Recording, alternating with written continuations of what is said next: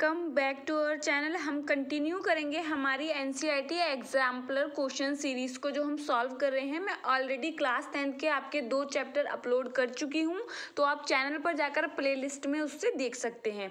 NCERT exemplar जो अभी group D का एग्जाम हो रहे हैं, चल रहे हैं, उसमें बहुत ज़्यादा इंपॉर्टेंट है आपको सॉल्व करना। बिना सॉल्व किए जाना आपके लिए वहाँ पर प्रॉब्लम क्रिएट कर सकता है, क्योंकि आपको पता है कि डायरेक्ट क्वेश्चन एनसीईआरटी एग्जाम्पलर से पूछे जा रहे हैं, सिर्फ ऑप्शन इधर उधर दिया गया है। अगर 2 से 4 क्वेश्चन भी आगे पूछे जाते हैं तो आपका एनसीईआरटी एग्जाम्पलर को सॉल्व करना क्या है, सफल हो जाएगा। तो चैनल पर नए हैं तो चैनल को सब्सक्राइब करें, वीडियो को लाइक और दूसरों के साथ शेयर करें। जो क्लास 9th के एनसीईआरटी एग्जाम्पलर को सॉल्व करना चाहते हैं तो नीचे कमेंट बॉक्स में आपको मेरे दूसरे चैनल का लिंक मिलेगा, जो स्पेशली मैंने न्यू स्टार्ट किया है आपकी जनरल साइंस के प्रिपरेशन के लिए। तो जाइए, ज़्यादा से ज़्यादा चैनल को सपोर्ट कीजिए, क्योंकि चैनल अभी न्यू है तो उसको ज़्यादा से ज़्यादा सपोर्ट और दूसरों के साथ शेयर कीजिए। आप किसी भी एग्ज़ाम के लिए प्रिपेयर कर रहे हैं जो जनरल साइंस से रिलेटेड है तो हमारे चैनल पर विजिट करना ना भूलें। आज हम करेंगे हमारा 3rd चैप्टर जो कि है धातु एवं अधातु, मेटल और नॉन मेटल्स। तो यहाँ पर फर्स्ट क्वेश्चन आपको आपकी स्क्रीन पर दिखाई दे रहा है, धातुएं निम्नलिखित में से कौन सा गुणधर्म नहीं दर्शाती हैं।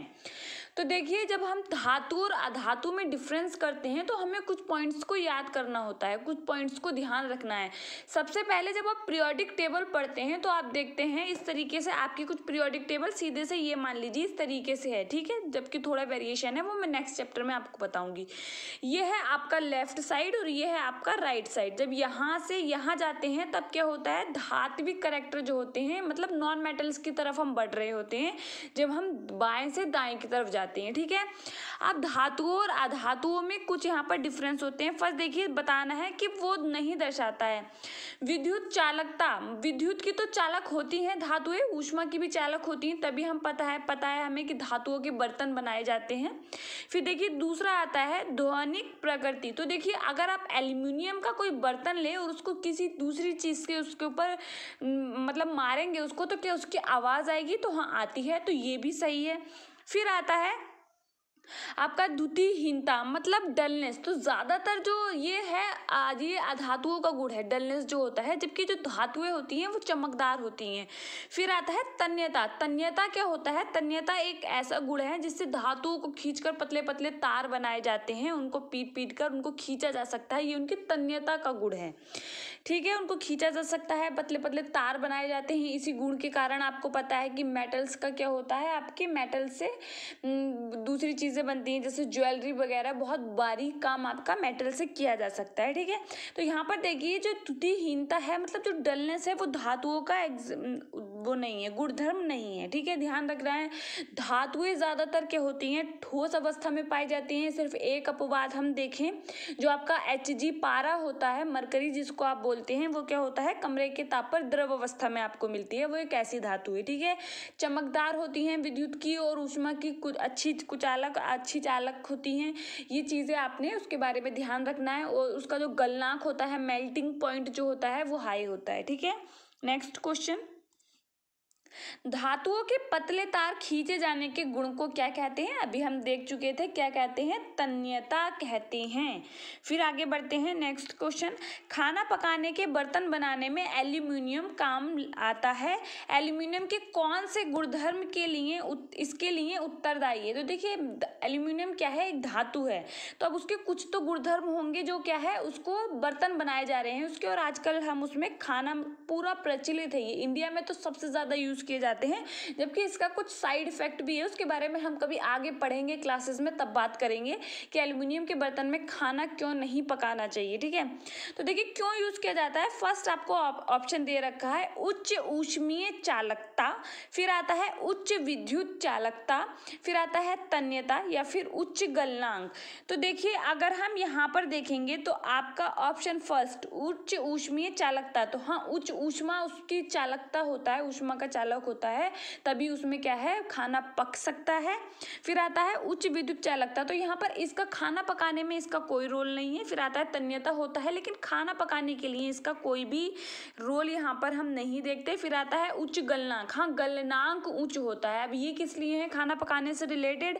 अगर आप कोई दूसरा ऐसा बर्तन लेंगे जो आपको आपके गैस की ही फ्लेम जो है उसका ही तापमान सहन नहीं कर पाए, आप एग्जाम्पल प्लास्टिक के बर्तन में आप खाना नहीं बना सकते क्योंकि उसका गलनांक बहुत कम होता है, लेकिन एल्युमिनियम का हाई होता है कम। इसका जो होता है हम मान के चलते हैं 640 डिग्री सेल्सियस होता है, तो इतना तापमान के बाद ही एल्युमिनियम गलना शुरू करेगा, तो इसलिए इसको आसानी से खाना इसमें पकाया जा सकता है। तो करेक्ट अगर हम देखें तो यहाँ पर जो करेक्ट आंसर होगा वो है आपका ऑप्शन, और यहाँ पर क्या है, करेक्ट है। नेक्स्ट आगे बढ़ते हैं। निम्नलिखित में से कौन सी धातु ठंडे तथा गर्म जल से क्रिया नहीं करती है, मतलब ना ही वो ठंडे जल से क्रिया करती है ना ही गर्म जल से क्रिया करती है। आपको ऑप्शन दे रखे हैं सोडियम, कैल्शियम, मैग्नीशियम या फिर आयरन। तो देखिए आपने ध्यान रखना है, यहाँ जो ऑप्शन आपको दिया गया है इसमें आयरन ठंडे और गर्म जल से क्रिया नहीं करता है। आपका ऑप्शन डी करेक्ट हो जाएगा। साथ में आपने दो धातुओं के नाम और भी याद रखने हैं, आपका एल्यूमिनियम और जिंक भी ठंडे और गर्म जल से कोई क्रिया नहीं करते हैं। नेक्स्ट क्वेश्चन, आयरन तथा भाप की लंबे समय तक अभिक्रिया से आयरन का निम्नलिखित में से कौन से ऑक्साइड प्राप्त होंगे। तो ध्यान रखेंगे जब आयरन की लंबे समय तक किससे अभिक्रिया होगी, भाप से अभिक्रिया होगी। मतलब आपका लिक्विड जो है, गैस जो है, आपका जल जो है वो गैस फॉर्म में है, भाप में है, तो यहाँ पर आप ध्यान रखेंगे ये क्रिया होगी Fe+H2O, यहाँ पर लिक्विड में नहीं है क्योंकि गैस में है, भाप। फिर यहाँ पर देखेंगे Fe3O4N+ आपको हाइड्रोजन गैस मिलेगी, ध्यान रखना है। तो यहाँ पर जो करेक्ट आंसर हो जाएगा वो हो जाएगा ऑप्शन सी। नेक्स्ट क्वेश्चन, क्या होता है जब कैल्शियम को जल के साथ अभिकृत किया जाता है। क्या होता है जब कैल्शियम को जल के साथ अभिकृत किया जाता है। तो देखिए यहाँ पर यह जल से क्रिया नहीं करता है, यह जल से प्रचंड क्रिया करता है, यह जल से कम प्रचंड क्रिया करता है, या फिर बने हुए हाइड्रोजन गैस के बुलबुले कैल्शियम की सतह पर चिपकते हैं। तो देखिए यह जल से कम प्रचंड क्रिया करता है, ठीक है। फिर 4 देखिए, बने हुए हाइड्रोजन गैस के बुलबुले कैल्शियम की सतह पर चिपकते हैं। तो इसके अकॉर्डिंग यहाँ पर ऑप्शन डी आपका करेक्ट हो जाएगा। नेक्स्ट क्वेश्चन, धातुएं सामान्यतः अम्लों से क्रिया कर लवण तथा हाइड्रोजन गैस देती हैं। निम्नलिखित में से कौन सा अम्ल धातुएं मैग्नीज तथा मैग्नीशियम के अतिरिक्त से अभिक्रिया कर हाइड्रोजन गैस नहीं देता है। तो देखिए यहाँ पर आपने एक अम्ल चूज करना है कि जो धातु से क्रिया करके क्या करेगा, हाइड्रोजन गैस नहीं देगा। तो यहाँ पर आपने ध्यान रखना है ये होगा HNO3। जबकि सामान्यतः सारे एसिड जब धातुओं से क्रिया करते हैं, अम्लों की धातुओं से क्रिया कराई जाती है तो लवण बनता है और प्लस हाइड्रोजन गैस निकलती है, लेकिन HNO3 के साथ ऐसी क्रिया नहीं होती है, ठीक है। नेक्स्ट क्वेश्चन, एक्वारेजिया का संयोजन है। मैं लास्ट वीडियो में भी आपको एक्वारेजिया के बारे में बता चुकी हूँ। देखिए एक्वारेजिया क्या होता है, एक्वारेजिया इसको रॉयल वाटर बोला जाता है। जो गोल्ड होता है उसको घुलाने के लिए उसमें ये घुल जाता है, इसका यूज किया जाता है। अब यहाँ पर आपको पूछा गया है जब एक्वारेजिया में मतलब उसकी संयोजन बताना है। हमें पता है उसमें HCl होता है प्लस HNO3 होता है, उसकी सांद्रता बतानी है। सबसे पहले तो आपने ध्यान रखना है यहाँ पर तनु तो होगा नहीं, डाइल्यूटेड नहीं होगा, मतलब सांद्र होगा। तो आपका ए और डी तो ऐसे ही इनकरेक्ट हो गए।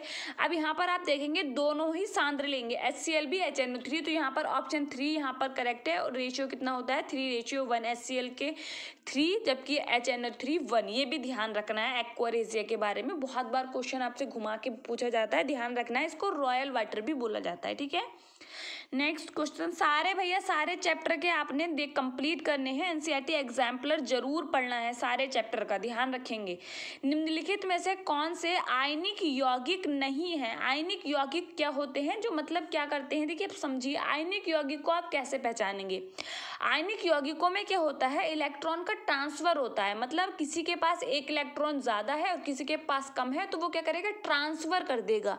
उसको अपना क्या है, अष्टक पूरा करना है तो वो ट्रांसफर कर देगा। जैसे आप देखेंगे KCl, यहाँ पर क्या है, पोटेशियम के पास यहाँ पर एक इलेक्ट्रॉन है, जबकि यहाँ पर आप देखेंगे एक एक्स्ट्रा इलेक्ट्रॉन है, 19 होता है, उसको 18 पे पहुंचना है। नियरेस्ट नोबल गैस के पास पहुंचने का वो प्रयास करता है। तो नियरेस्ट क्या होगा उसका, आप देखेंगे आर्गन, ठीक है। तो 18 तक अब वो अपना कंप्लीट करना चाहेगा, जबकि क्लोरीन का आप देखेंगे तो 17 होता है, उसको 18 करना है अपना किसके, आर्गन की तरह। तो यहाँ पर समझिए यहाँ पर कितने इलेक्ट्रॉन होते हैं, 7 होते हैं। तो ये क्या करता है, पोटेशियम एक इलेक्ट्रॉन यहाँ पर ट्रांसफर कर देगा। तो ये क्या है, ट्रांसफर हो रहा है जिसमें, तो वो क्या है, आयनिक यौगिक है, वो क्या है, आयनिक यौगिक है। अब बात करते हैं HCl की। HCl में देखेंगे आप यहाँ पर क्लोरीन में 7 ही है, लेकिन हाइड्रोजन में एक ही है, लेकिन वो एक ट्रांसफर नहीं कर सकता। ट्रांसफर करेगा तो उसके पास 0 इलेक्ट्रॉन हो जाएगा, और ऐसा होना पॉसिबल नहीं है। तो वो क्या करेंगे, आपस में सह संयोजक बंध बनाएंगे, मतलब आपस में इलेक्ट्रॉन की साझेदारी कर लेंगे। कोई किसी को इलेक्ट्रॉन देगा नहीं, किसी से लेगा नहीं, बल्कि आपस में साझेदारी करके अपना अष्टक कंप्लीट कर लेंगे, ठीक है। तो यही पूछा गया है, आयनिक यौगिक कौन सा नहीं है, तो आपने ध्यान रखना है यहाँ पर HCl और आपका ये CCl4 आपका क्या है, नहीं है, क्योंकि ये क्या करता है, इलेक्ट्रॉन का ट्रांसफर नहीं करता है। जबकि NaCl में ऐसा होता है कि इलेक्ट्रॉन सोडियम फिर से क्या करता है, क्लोरीन को ट्रांसफर कर देता है। तो यहाँ पर सेकंड और थर्ड इसके अकॉर्डिंग क्या होगा, ऑप्शन बी आपका करेक्ट हो जाएगा, ठीक है। नेक्स्ट क्वेश्चन, निम्नलिखित में से कौन सा गुणधर्म सामान्यतः आयनिक यौगिकों के द्वारा प्रदर्शित नहीं किया जाता, ठीक है। जल में विलयता, मतलब ये जल में विलय होते हैं, ठीक है। आयनिक यौगिक जो होते हैं वो जल में विलय होते हैं, ये चीज आपने ध्यान रखनी है। फिर देखिए ठोस अवस्था में विद्युत चालकता, ठोस अवस्था में विद्युत चालकता नहीं होती, जबकि गलित अवस्था में हो सकती है। तो यहाँ पर बी ही आपका इसका करेक्ट हो जाएगा, क्योंकि ये इनकरेक्ट बोल रहा है आयनिक यौगिकों के बारे में, जबकि इसके उच्च गलनांक और क्वथनांक होते हैं। तो गलत कौन सा होगा, यहाँ पर ऑप्शन बी आपका करेक्ट आंसर हो गया। फिर देखिए निम्नलिखित में से कौन सी धातुएं प्रकृति में प्राकृत अवस्था में पाई जाती हैं, मतलब उनको हम नेचुरल तरीके से ऐसे ही मिलती हैं, वो उनको किसी से अलग नहीं किया जाता है, ठीक है। तो ध्यान रखना है आपका, जब हम बात करते हैं तो आपका सिल्वर और गोल्ड जो होते हैं वो दोनों ही क्या है, प्रकृति में प्राकृत अवस्था में पाई जाती हैं। तो यहाँ पर जो करेक्ट आंसर होगा वो है ऑप्शन सी। नेक्स्ट क्वेश्चन, विभिन्न विधियों द्वारा धातुओं को परिष्कृत किया जाता है, निम्नलिखित में से कौन सी धातुओं को विद्युत परिष्करण द्वारा परिष्कृत किया जाता है। हिंदी के वर्ड कुछ बहुत ही टफ होते हैं, ठीक है। तो यहाँ पर आप समझेंगे कि 12th में आपसे क्या पूछा जा रहा है कि बहुत सारी विधियों के द्वारा धातुओं को जो है अलग किया जाता है, इस चीज से हम समझ सकते हैं। निम्नलिखित में से कौन सी धातुओं को विद्युत परिष्करण विधि द्वारा परिष्कृत किया जाता है। तो यहाँ पर आपने ध्यान रखना है, जो है आपका सोडियम और पोटेशियम यहाँ पर जो है वो तो विद्युत के कुचालक होते हैं, तो उनको तो हम कर नहीं सकते। तो यहाँ पर आपका ए और आपका सेकंड करेक्ट होगा, तो यहाँ पर आपका ए ऑप्शन करेक्ट हो गया। वायु में लंबे समय तक उद्भासन से मिलकर सिल्वर की धातुएं काली हो जाती हैं, यह निम्नलिखित में से किसके बनने के कारण होता है। तो ध्यान रखना है, ये सल्फर के कारण होता है। जब वो सल्फर से क्रिया कर लेते हैं तब क्या होता है, वो काली पड़ जाती हैं। तो यहाँ पर ऑप्शन सी आपका करेक्ट हो जाएगा। नेक्स्ट क्वेश्चन, किसकी पतली परत के लेपन के द्वारा आयरन को जंग से बचाने के लिए गैल्वेनीकरण भी एक विधि है। तो ध्यान रखना है, गैल्वेनीकरण में क्या होता है, जिंक का यूज होता है। जिंक का क्या है, लेपन कर दिया जाता है, जिससे लोहा जो है उस पर जंग नहीं लगती। इस क्रिया को आप गैल्वेनीकरण कहते हैं। तो यहाँ पर करेक्ट ऑप्शन क्या है, ऑप्शन सी है।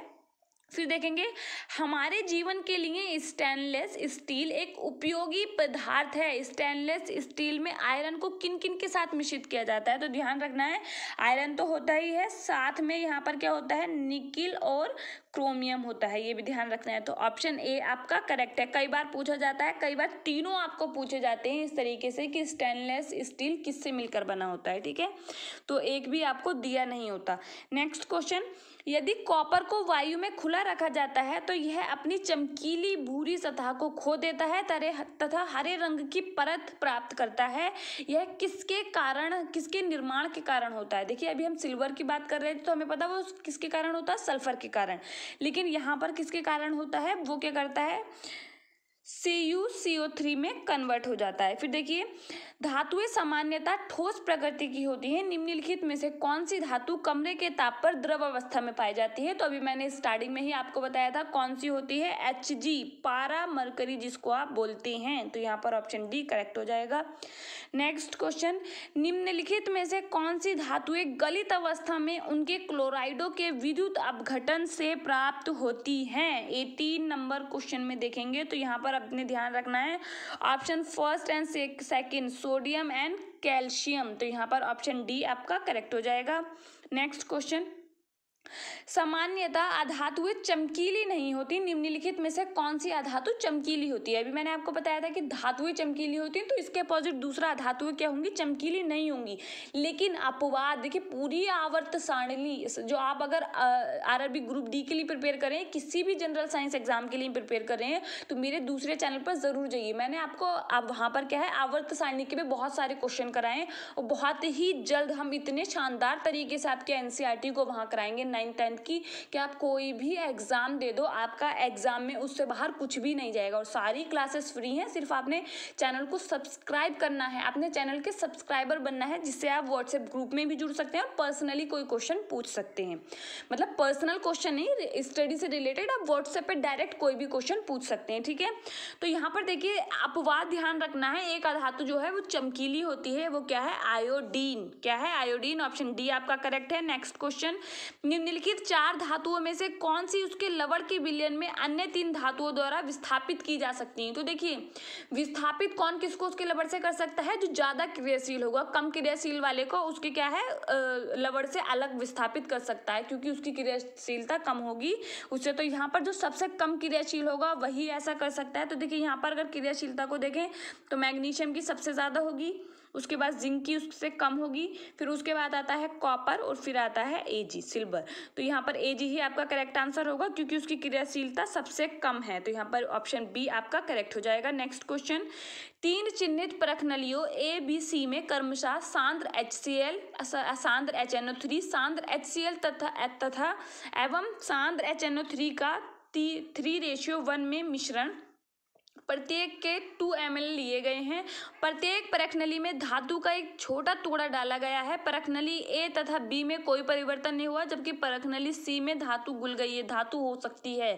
एक्वारेजिया से घुमाकर क्वेश्चन पूछा गया है, तो एक्वारेजिया के बारे में ध्यान रखना है, भूलना नहीं है। आपको बोला गया ए बी सी, ठीक है, यहाँ ए बी सी लिया, इस तीनों में क्या है, अलग अलग यहाँ पर डाला। फर्स्ट में क्या है, HCl है, फिर है HNO3, फिर है क्या है आपका HCl, ठीक है। थर्ड में HCl के साथ आपका क्या है, HNO3, और अब उसका रेशियो क्या है, थर्ड में आपको दिया गया है HCl का रेशियो 3 है, जबकि HNO3 का कितना है, HNO3 का 1 है। तो यहाँ पर क्या है, धातु घुल गई, और ये क्या है, एक्वारेजिया है, ये रॉयल वाटर है। धातु घुल गई तो धातु कौन सी होगी, गोल्ड होगी, क्योंकि गोल्ड को ही तो घुलाने के लिए आपका एक्वारेजिया का यूज होता है। तो ऑप्शन बी आपका करेक्ट हो जाएगा। कुछ क्वेश्चन की लैंग्वेज को देखकर डरना नहीं होता है, उनको अच्छे से समझना होता है और आंसर करना होता है। कई बार हम क्वेश्चन इसीलिए पढ़ते ही नहीं है, बहुत सारे बच्चे ऐसे मिलते हैं वो क्वेश्चन घर आके फिर पढ़ते हैं, फिर उनको समझ आता है कि क्वेश्चन में क्या पूछा गया था, तो क्वेश्चन को उसकी लंबी लैंग्वेज देखकर ही छोड़ देती हैं। तो ऐसा नहीं करना है, पढ़ना जरूर है, समझना है उसको, ठीक है। एक मिश्र धातु है, तो देखिए मिश्र धातुएं क्या होती हैं, एक या एक से अधिक धातुओं का समांगी मिश्रण होती हैं। तो यहाँ पर क्या है, ऑप्शन सी आपका करेक्ट हो जाएगा। एक विद्युत अपघटनीय सेल बनता है धनावेशित कैथोड से, ऋणावेशित एनोड से, धनावेशित एनोड से, ऋणावेशित कैथोड से। तो ध्यान रखना है, जब एक विद्युत अपघटनीय सेल बनता है तो वो किससे बनता है, आपका एनोड से और कैथोड से। जबकि एनोड क्या है, आपका पॉजिटिव साइड होती है, कैथोड क्या है, निगेटिव साइड होती है। तो थर्ड और फोर्थ करेक्ट है, तो यहाँ पर ऑप्शन बी आपका करेक्ट हो जाएगा। ऑप्शन बी क्या है, करेक्ट है। नेक्स्ट क्वेश्चन, जिंक के विद्युत परिष्करण के दौरान यह कैथोड पर निक्षेपित होता है, एनोड पर निक्षेपित होता है, कैथोड तथा एनोड दोनों पर निक्षेपित होता है, विलयन में बना रहता है। तो ऑप्शन ए कैथोड पर होता है, ये भी ध्यान रखना है। नेक्स्ट क्वेश्चन, एक तत्व ए मुलायम है तथा उसे चाकू से काटा जा सकता है, वह वायु के प्रति अत्यधिक क्रियाशील है तथा वायु में खुला नहीं रखा जा सकता है, यह जल के साथ प्रचंड अभिक्रिया करता है, निम्नलिखित में से इस धातु को पहचानिए। देखिए, आप जब पहले ग्रुप में जाते हैं एस ब्लॉक में, तो उसके पहले ग्रुप में आप देखते हैं lithium, sodium, potassium, rubidium, caesium, francium, ये तत्व रखे गए हैं। ठीक है, अलीना पता नहीं इस तरीके से कुछ आपका बनाया गया है कि अलीना ने की रब से फरियाद, ऐसे आप याद करते हैं उसको। तो उसमें क्या है, कुछ धातुएं वहां पर मुलायम होती है। जैसे अगर हम देखें तो सोडियम, यहाँ पर आपका करेक्ट आंसर सोडियम होगा। सोडियम को चाकू से काटा जा सकता है, वो इतनी मुलायम होती है। और दूसरी चीज यहाँ पर आपको एक हिंट और दे रखा है, उसको वायु में खुला नहीं छोड़ा जाता है। आपको कई बार क्वेश्चन पूछा जाता है कि कौन सी धातु को केरोसिन में डुबो कर रखा जाता है, तो किसको, सोडियम उसका करेक्ट आंसर होता है। तो यहाँ पर जो करेक्ट आंसर है वो है ऑप्शन बी। मिश्र धातु एक धातु का एक अधातु अथवा अधातु के साथ समांगी मिश्रण होता है, निम्नलिखित में से कौन सी मिश्र धातु उसके अवयवों में एक अधातु रखती है। तो ध्यान रखना है कौन सी रखती है, आपका स्टील, क्योंकि किससे बनी होती है, आयरन और कार्बन से। तो आपका आयरन तो धातु है, लेकिन कार्बन क्या है, एक अधातु है। नेक्स्ट देखेंगे, मैग्नीशियम धातु के लिए निम्नलिखित में से कौन सा कथन गलत है। मैग्नीशियम धातु की बात हो रही है, यह ऑक्सीजन में चमकीली श्वेत ज्वाला के साथ जलती है, यह ऑक्सीजन में चमकीली श्वेत ज्वाला के साथ जलती है, एकदम ठीक बात है। यह ठंडे जल से अभिक्रिया पर मैग्नीशियम ऑक्साइड बनाती है तथा हाइड्रोजन गैस निकलती है। तो मैग्नीशियम ठंडे जल से अभिक्रिया नहीं करती है, तो यही क्या है, गलत हो जाएगा। ऑप्शन बी यहाँ पर आपका करेक्ट आंसर है। नेक्स्ट देखेंगे, निम्नलिखित में से कौन सी मिश्र धातु में मरकरी उसके एक अवयव के रूप में होता है। तो देखिए, यहाँ पर आपको ऑप्शन मिल रहा है अमलगम। अमलगम वो होता है जब कोई भी धातु मरकरी से क्रिया करती है, जो पदार्थ बनता है वो अमलगम कहलाता है। सिर्फ आयरन को छोड़कर सभी धातुएं क्या करती हैं, अमलगम का फॉर्मेशन करती हैं। तो यहाँ पर कुछ भी दिया गया होता धातु उसके साथ अमलगम है, तो आपने वही टिक करना है। ऑप्शन डी यहाँ पर करेक्ट हो गया। नेक्स्ट क्वेश्चन देखेंगे, एक्स तथा वाई के मध्य अभिक्रिया पर जेड बनता है, एक्स इलेक्ट्रॉन खोता है जबकि वाई इलेक्ट्रॉन ग्रहण करता है, निम्नलिखित में से कौन सा गुणधर्म जेड नहीं दर्शाता है। तो यहाँ पर आपका जो करेक्ट आंसर होगा वो क्या है, ऑप्शन बी निम्न गलनांक, क्योंकि इनके क्या है, गलनांक उच्च होते हैं। क्योंकि अभी हमने देखा कि जब देखिए एक्स और वाई के मध्य अभिक्रिया हुई जेड बना, और हमने अभी क्या देखा था, ये क्या है, एक्स इलेक्ट्रॉन खो रहा है और वाई इलेक्ट्रॉन ग्रहण कर रहा है। तो कैसा पदार्थ बन रहा है, आयनिक बन रहा है, और आयनिक की क्या है, उच्च गलनांक होते हैं। तो निम्न गलनांक तो हो ही नहीं सकते। ठीक है, नेक्स्ट क्वेश्चन, तीन तत्व एक्स, वाई तथा जेड के इलेक्ट्रॉनिक विन्यास आपको दे रखे हैं। ठीक है, एक्स का कितना दे रखा है, 2, 8 मतलब क्या है, ये नियॉन है। नियॉन का परमाणु क्रमांक कितना होता है, 10 होता है। ठीक है, नियॉन का परमाणु क्रमांक कितना होता है, 10 होता है। एक्स में क्या आ गया, नियॉन आ गया। फिर दे रखा है वाई में 287, 17 किसका होता है, क्लोरीन का होता है। फिर दे रखा है जेड में 282 मतलब 12 किसका होता है, मैग्नीशियम का होता है। अब यहाँ पर समझिए, फिर आपको ऑप्शन दे रखे हैं कि कौन सा सही है, ये बताना है। निम्नलिखित में से कौन सा कथन सही है, एक्स एक धातु है, जो कि गलत है। नियॉन क्या है, एक अधातु है। फिर दे रखा है वाई एक धातु है, नहीं, क्योंकि क्लोरीन एक अधातु है। फिर दे रखा है जेड एक अधातु है, नहीं, क्योंकि मैग्नीशियम क्या है, एस ब्लॉक का तत्व है और वो क्या है, ये धातु है। फिर आता है वाई अधातु है जबकि जेड एक धातु है। ऑप्शन डी आपका करेक्ट हो गया।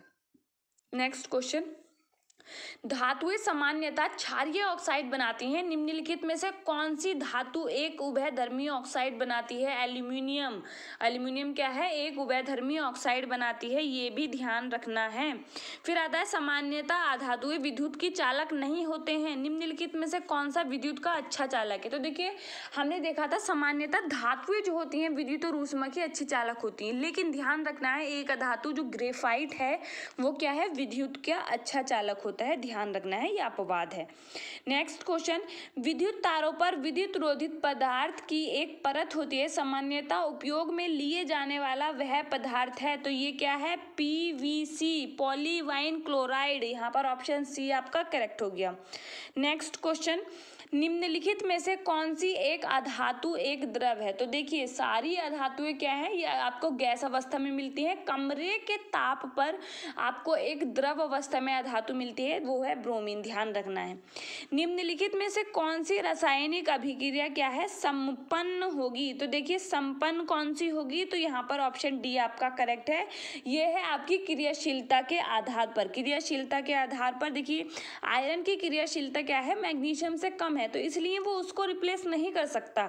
ऐसे ही जिंक की क्रियाशीलता आयरन से ज़्यादा है, तो वो उसको भी रिप्लेस नहीं कर सकता। फिर आता है लेड की क्रियाशीलता मैग्नीशियम की क्रियाशीलता से क्या है? कम है, इसलिए लेड भी उसको रिप्लेस नहीं कर सकता, ये क्रिया होगी ही नहीं। लेकिन आयरन की क्रियाशीलता कॉपर से ज़्यादा है, इसलिए वो उसको रिप्लेस कर देगा। ये क्रियाशीलता, ये क्या है? रासायनिक अभिक्रिया संपन्न हो जाएगी। नेक्स्ट क्वेश्चन, निम्नलिखित में से कौन सा विद्युत अपघटनी परिष्करण की सही व्याख्या करता है? तो देखिए, यहाँ पर पता है आपको कैथोड और एनोड बनते हैं। एक चीज़ आपने ध्यान रखनी है, लेफ्ट साइड में हमेशा कैथोड होता है, जबकि राइट साइड में क्या होता है? एनोड होता है। तो आप देखेंगे ऑप्शन बी एंड डी तो ऐसे ही इनकरेक्ट हो जाएंगे।